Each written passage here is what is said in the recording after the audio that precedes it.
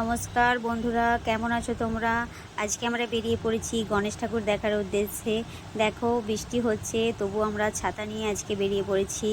কেন কি প্রায় দিনই এখন বৃষ্টি হচ্ছে, তো একদিনও বেরানো হয়নি। তো আজকে ওই জন্য বেরিয়ে পড়েছি। তো বৃষ্টি হোক, তবু আজকে আমরা গণেশ ঠাকুর দেখতেই যাব, এই রকম ব্যাপার। তো আমরা বেরিয়ে পড়েছি।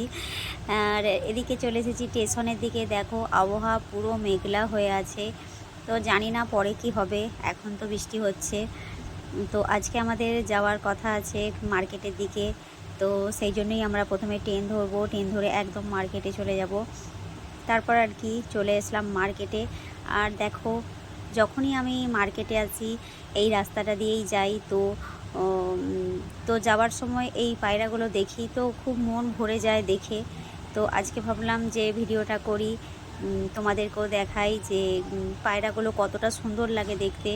আর এদিকে অমৃত পায়রাদেরকে দানা খাওয়ানোর জন্য ছটফট করছে, পাপাকে বলছে আমাকে কিছু দাও, আমি ওদেরকে খাওয়াবো। তো ওর পাপা কিছু দানা দিয়ে দিয়েছে বাটিতে করে ওকে। তো তাই ওর পাপা আর ও পায়রাগুলোকে দানা খাওয়াচ্ছে। তো অমৃতের তো ভীষণ খুশি লাগছে, কেন কি পায়রাদেরকে সে দানা দিচ্ছে বলে। আর এত পায়রা এখানে রয়েছে মনে হয় এই জন্যই, কেন কি অনেকেই এখানে পায়রাদেরকে এই দানাগুলো দেয়, যার জন্য মনে হয় পায়রাগুলো এখান থেকে আর যায় না, এখানেই থাকে। যাই হোক, অপূর্ব সুন্দর লাগলো পায়রাগুলোকে দেখে। তারপর আমরা চলে এসেছি একটা প্যান্ডেলে। দেখো প্যান্ডেলটা আমি যতবারই এসেছি, মানে যত বছর এসেছি আর কি, তো এখানে গোল্ডেনের উপরই পুরোটা ডিজাইন করে। তো খুব সুন্দর লাগে দেখে, মনে হয় যেন একদম সোনা দিয়ে মোড়ানো আছে। তো যাই হোক, পুরো খুব সুন্দর লাগে দেখতে, প্রতি বছরই ভালো লাগে। তো প্রথমে এই ঠাকুরটা আমরা দেখে নিয়েছি, দেখে নিয়ে তো তারপরে আমরা পরের ঠাকুরের কাছে চলে গিয়েছিলাম। দেখো এই ঠাকুরটাও খুব সুন্দর লাগছে দেখতে, কি বলবো, গণেশ ঠাকুরের মূর্তিগুলো যেন এক অসাধারণ।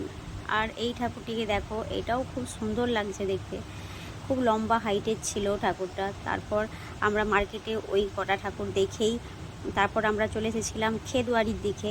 তো এখানে দেখো, এখানেও খুব সুন্দর লাগছে ঠাকুরগুলো দেখতে। এখানে কি যতগুলো ঠাকুর দেখছি বা দেখেছিলাম, তো এই ঠাকুরগুলো না প্রচণ্ড হাইটের ছিল, খুব সুন্দর লাগছে দেখতে। আর অমৃতের দেখো, অমৃত কি করেছে, তো এখানে যেহেতু কিছুটা জল দেওয়া আছে, তো এইটা দেখে অমৃত আর এই প্যান্ডেলটা থেকে যাবে না, ও মোটামুটি এই প্যান্ডেলেই থাকবে। তো ওকে খুব জোর করে এই প্যান্ডেল থেকে নিয়ে যাওয়া হয়েছে, কেন কি ও যাবে না, ওকে এখানেই ভালো লাগছে।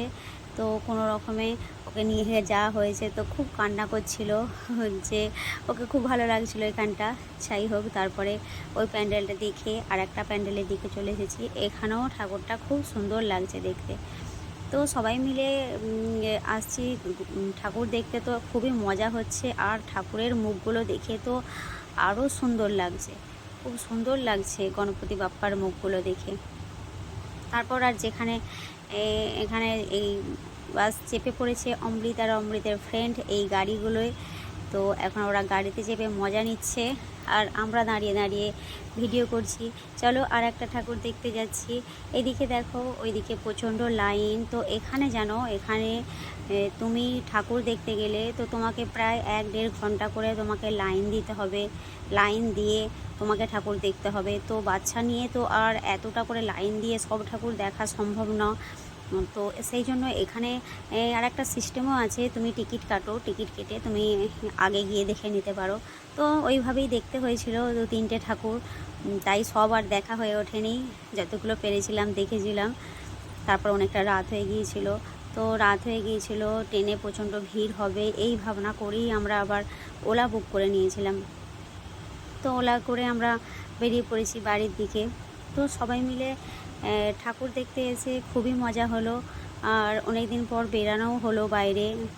তারপরে আবার সবাই মিলে বেরিয়েছি, তো খুবই ভালো লাগলো। আর অমৃতের তো খুবই মজা হলো, সাথেও তার ফ্রেন্ডও ছিল, সেই জন্য তার আরও মজা হয়েছে।